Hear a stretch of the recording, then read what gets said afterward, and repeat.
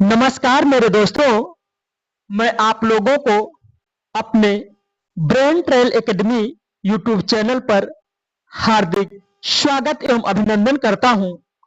तो दोस्तों, आज के इस एपिसोड में हम संविधान से पूछे जाने वाले, चाहे राज्य सरकार हो या केंद्र सरकार हो, बहुत ही महत्वपूर्ण मैं प्रश्नों की श्रृंखला आपके सामने पेश करूंगा। दोस्तों, मैं आपसे वादा करता हूं, इधर उधर कहीं भटकने की जरूरत नहीं है। केवल मेरे द्वारा कराई गई प्रैक्टिस सेट को आप करिए। 110% एग्जाम में यहीं से प्रश्न फंसेंगे। दोस्तों, पार्ट 2 है संविधान की श्रृंखला। चलिए दोस्तों, देरी किस बात की, प्रश्नों को आगे हम बढ़ाते हैं। निम्नलिखित में से किस अधिनियम के अंतर्गत भारतीय विधान परिषद को बजट पर बहस करने की शक्ति प्राप्त हुई? भारतीय परिषद अधिनियम 1861, भारतीय परिषद अधिनियम 1892, भारतीय परिषद अधिनियम 1909, भारत शासन अधिनियम 1919। तो दोस्तों, इसका सही जवाब होगा भारतीय परिषद अधिनियम 1892। आइए दोस्तों, अगले प्रश्न पर हम पहुंचते हैं। ब्रिटिश भारत में सांप्रदायिक प्रतिनिधित्व की व्यवस्था निम्नलिखित में से किस अधिनियम द्वारा की गई? भारत काउंसिल अधिनियम 1892, पार्लियामेंट्री सुधार 1909 ईस्वी में, मॉन्टेग्यू चेम्सफोर्ड सुधार 1919 ईस्वी में, भारत सरकार अधिनियम 1935 ईस्वी में। तो इसका सही जवाब होगा पार्लियामेंट्री सुधार 1909 ईस्वी का। दोस्तों, आइए इसकी व्याख्या थोड़ा समझते हैं। भारतीय परिषद अधिनियम 1909 द्वारा ब्रिटिश भारत में सर्वप्रथम सांप्रदायिक प्रतिनिधित्व की व्यवस्था की गई, जिसके अंतर्गत मुसलमानों के लिए पृथक निर्वाचन मंडल का प्राविधान किया गया। दोस्तों, आइए अगले प्रश्न पर हम पहुंचते हैं। निम्नलिखित में से किस एक अधिनियम द्वारा भारत में संघीय न्यायालय की स्थापना की गई? भारतीय परिषद अधिनियम 1861 ईस्वी, भारत सरकार अधिनियम 1909 ईस्वी में, भारत सरकार अधिनियम 1919 ईस्वी में, उपर्युक्त में से कोई नहीं। तो दोस्तों, इसका सही जवाब होगा उपर्युक्त में से कोई नहीं। आइए दोस्तों, व्याख्या देखते हैं। भारत में संघीय न्यायालय की स्थापना 1 अक्टूबर 1937 ईस्वी को भारत सरकार अधिनियम 1935 के अंतर्गत की गई। इसके प्रथम मुख्य न्यायाधीश सर मॉरिस गोयर थे। उपर्युक्त विकल्पों में भारत सरकार अधिनियम 1935 नहीं होने के कारण विकल्प डी सही है। आइए दोस्तों, अगले प्रश्न पर पहुंचते हैं। भारत का संघीय न्यायालय निम्नलिखित में से किस वर्ग में स्थापित किया गया था? 1935 ईस्वी में, 1937 ईस्वी में, 1946 ईस्वी में, 1947 ईस्वी में। तो इसका सही जवाब होगा 1937 ईस्वी। दोस्तों, ऊपर जो प्रश्न दिया गया है उसी की व्याख्या इस प्रश्न के तहत आएगी, अर्थात भारत का संघीय न्यायालय जिसकी स्थापना 1 अक्टूबर 1937 ईस्वी को भारत सरकार अधिनियम 1935 के अंतर्गत की गई थी। आइए दोस्तों, अगले प्रश्न पर पहुंचते हैं। केंद्र में द्वैध शासन किस अधिनियम के अंतर्गत स्थापित किया गया? 1909 के अधिनियम, भारत सरकार अधिनियम 1919 के तहत, भारत सरकार अधिनियम 1935 के तहत, भारत स्वतंत्रता अधिनियम 1947 के तहत। तो इसका सही जवाब होगा भारत सरकार अधिनियम 1935 ईस्वी। व्याख्या दोस्तों देखते हैं। भारत सरकार अधिनियम 1935 के अंतर्गत केंद्र में द्वैध शासन, एक नए अखिल भारतीय संघ की स्थापना तथा प्रांतों में द्वैध शासन व्यवस्था को समाप्त करने का प्रावधान किया गया। 1919 के अधिनियम द्वारा किया गया था। केंद्र में द्वैध शासन के तहत संघीय विषयों को दो भागों में बांटा गया, आरक्षित और हस्तांतरित इसके विषय थे। आइए दोस्तों अगले प्रश्न पर हम पहुंचते हैं। निम्नलिखित में से किस अधिनियम ने केंद्र में द्वैध शासन प्रणाली को स्थापित किया? भारत शासन अधिनियम 1935 ईस्वी, भारत शासन अधिनियम 1919 ईस्वी, भारत परिषद अधिनियम 1909 ईस्वी, भारत परिषद अधिनियम 1892 ईस्वी। दोस्तों इसका सही जवाब होगा भारत शासन अधिनियम 1935 ईस्वी। इसकी व्याख्या दोस्तों ऊपर वाले प्रश्न की जो व्याख्या थी वही इसकी भी व्याख्या होगी। आइए दोस्तों प्रश्न नंबर 8 पर हम पहुंचते हैं। निम्नलिखित में से किसने ब्रिटिश भारत में प्रांतीय स्वायत्तता शुरू की थी? Option A cabinet mission, B Simon mission, C Bharat सरकार अधिनियम 1935 ईस्वी, डी भारत सरकार अधिनियम 1919 ईस्वी। तो दोस्तों इसका सही जवाब होगा ब्रिटिश भारत में प्रांतीय स्वायत्तता भारत सरकार अधिनियम 1919 के द्वारा की गई थी। व्याख्या दोस्तों इसकी है। ब्रिटिश में प्रांतीय स्वायत्तता की शुरुआत प्रारंभिक रूप से भारत सरकार अधिनियम 1919 से हुई, जिसे 1935 के भारत सरकार अधिनियम से विस्तारित और स्थापित किया गया। दोस्तों अगला प्रश्न है, भारतीय विधान पालिका प्रथम बार द्विसदनीय बनाई गई। इसका ऑप्शन है 1892 के भारतीय काउंसिल एक्ट द्वारा, बी 1909 के भारतीय काउंसिल एक्ट द्वारा, सी 1919 के भारत सरकार अधिनियम द्वारा, डी 1935 के भारत सरकार अधिनियम द्वारा। इसका सही जवाब होगा सी भारतीय विधान पालिका प्रथम बार द्विसदनीय बनाई गई 1919 के भारत सरकार अधिनियम द्वारा। आइए दोस्तों इसकी व्याख्या देखते हैं हम। 1919 के भारत सरकार अधिनियम द्वारा केंद्र में द्विसदनीय विधान पालिका की स्थापना की गई।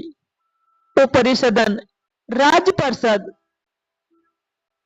इस अधिनियम की धारा 18 के तहत इसके 60 सदस्यों में से अधिकतम 20 सदस्य सरकारी हो सकते थे और इसका निचला सदन केंद्रीय विधानसभा की अवधि में बैठक से 3 वर्ष कहलाता था। भारत सरकार अधिनियम 1919 की धारा 19 के तहत इसमें मूलतः 140 सदस्यों का प्रावधान था, जिसमें से 100 निर्वाचित तथा 40 मनोनीत, जिसमें अधिकतम 26 सरकारी होने थे। ज्ञातव्य है कि 1919 के अधिनियम के क्रियान्वयन हेतु बने नियमों के तहत राज्य परिषद के 60 सदस्यों में से 33 के निर्वाचन तथा शेष 27 मनोनीत होने का प्रावधान किया गया था, जबकि केंद्रीय विधानसभा के सदस्यों की संख्या बढ़कर पहले 143 थी और जिसमें 143 में से 102 निर्वाचित थे और 41 मनोनीत थे। फिर भी 145 में से 104 निर्वाचित 41 मनोनीत कर दी गई। उल्लेखनीय है कि दोनों सदनों में मनोनीत सदस्यों में से एक बराबर निर्वाचित होने वाले सदस्य भी होते थे, जिन्हें गवर्नर जनरल मनोनीत करता था। आइए दोस्तों अगले प्रश्न पर पहुंचते हैं। केंद्र में कौन सा एक्ट द्विसदनीय विधायिका लाया? ए 1961 ईस्वी, बी 1917 ईस्वी, सी 1919 ईस्वी, डी 1915 ईस्वी। दोस्तों इसका सही जवाब होगा द्विसदनीय विधायिका लाने वाला एक्ट 1919। आइए दोस्तों आगे बढ़ते हैं।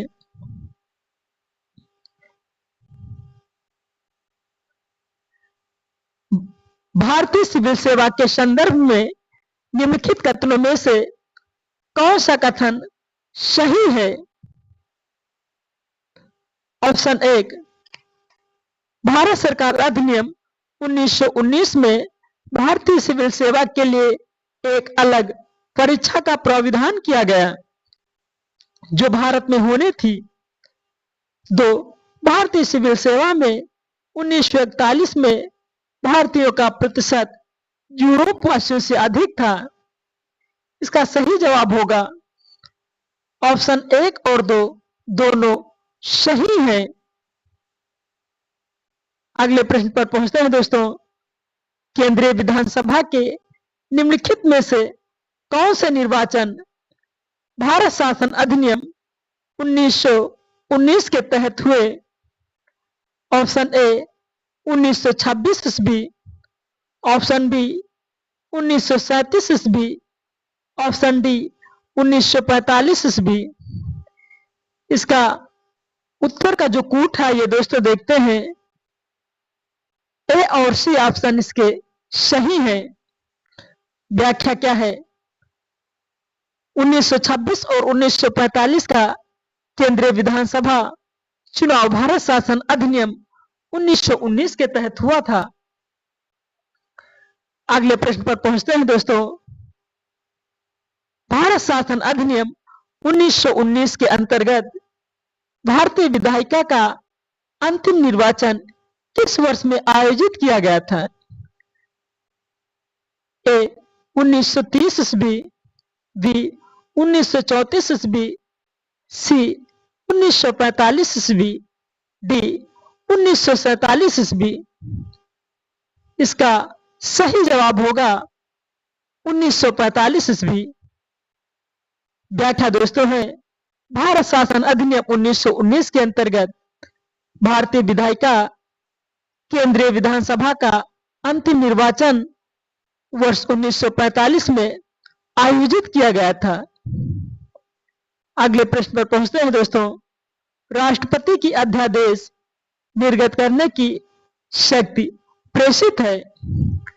ए भारत सरकार अधिनियम 1919 ईस्वी, बी भारत सरकार अधिनियम 1935 ईस्वी, सी भारत सरकार अधिनियम 1909 ईस्वी, डी भारत सरकार अधिनियम 1947 ईस्वी।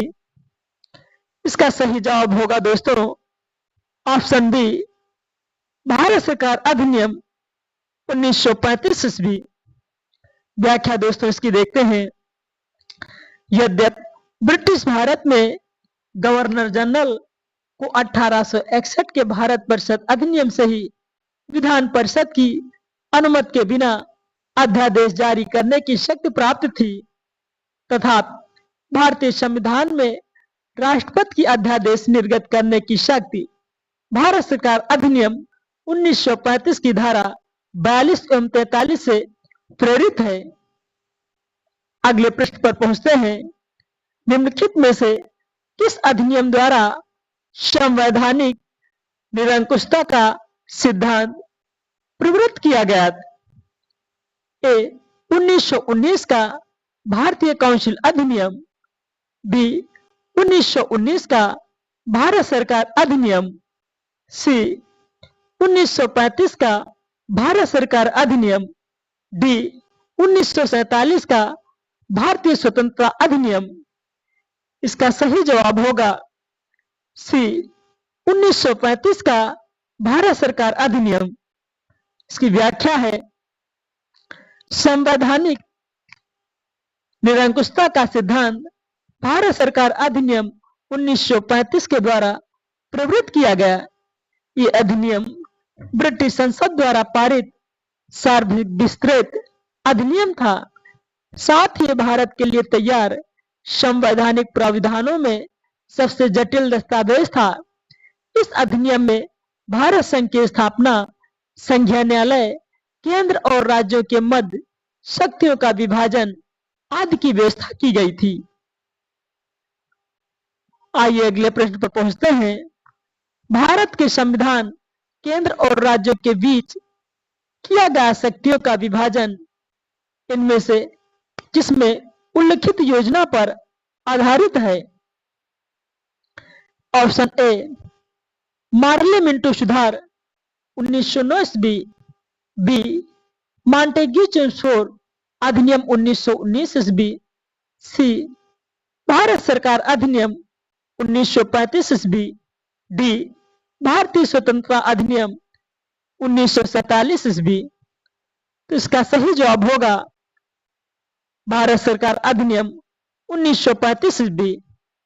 व्याख्या इसकी दोस्तों है, भारत के संविधान में केंद्र और राज्यों के मध्य शक्तियों का विभाजन भारत शासन अधिनियम 1935 में उल्लिखित योजना पर आधारित था। इस अधिनियम की 7वीं अनुसूची में संघीय, राज्य और समवर्ती सूची में विषयों का प्रावधान किया गया था। इसके अतिरिक्त प्रांतों में द्वैध शासन समाप्त कर केंद्र में द्वैध शासन को लागू किया गया था, जो प्रांतीय स्वायत्तता के सूत्रपात का संकेत था। आइए दोस्तों अगले प्रश्न पर हम पहुंचते हैं। निम्नलिखित में से भारत सरकार अधिनियम 1935 की मुख्य विशेषता क्या थी? ए इस अधिनियम में अखिल भारतीय महासंघ का प्राविधान था। बी अवशिष्ट विषय प्रांतीय विधायिकाओं को आवंटित किए गए थे। सी यह प्रांतीय स्वायत्तता के सूत्रपात का संकेत था। डी इसने प्रांतीय स्तर पर द्वैध शासन प्रणाली को समाप्त कर केंद्र में लागू किया। इसका सही जवाब होगा बी अवशिष्ट विषय प्रांतीय विधायकों को आवंटित किए गए थे। आइए अगले प्रश्न पर पहुंचते हैं। एक संघीय व्यवस्था और केंद्र में द्वैध शासन भारत में लागू किया गया।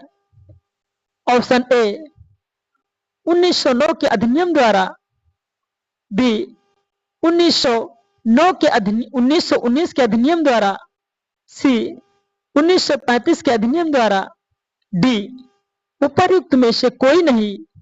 तो इसका सही जवाब होगा बी। दोस्तों इसका सही जवाब होगा ऑप्शन सी 1935 के अधिनियम द्वारा।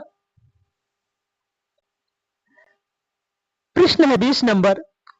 अखिल भारतीय महासंघ स्थापित करने का प्रावधान शामिल किया गया था। ऑप्शन ए भारत सरकार अधिनियम 1935 में, बी अगस्त प्रस्ताव 1940 ईस्वी में, भारत सरकार अधिनियम 1919 ईस्वी में, डी कैबिनेट मिशन 1947 ईस्वी में। इसका आंसर का सही जवाब होगा भारत सरकार अधिनियम 1935 ईस्वी। दोस्तों, अगले प्रश्नों की श्रृंखला हम अगले दिन लाएंगे। तो दोस्तों, अगर वीडियो अच्छी लगी है तो चैनल को सब्सक्राइब करें, लाइक करें और वीडियो को शेयर करें। Thanks for watching my dear.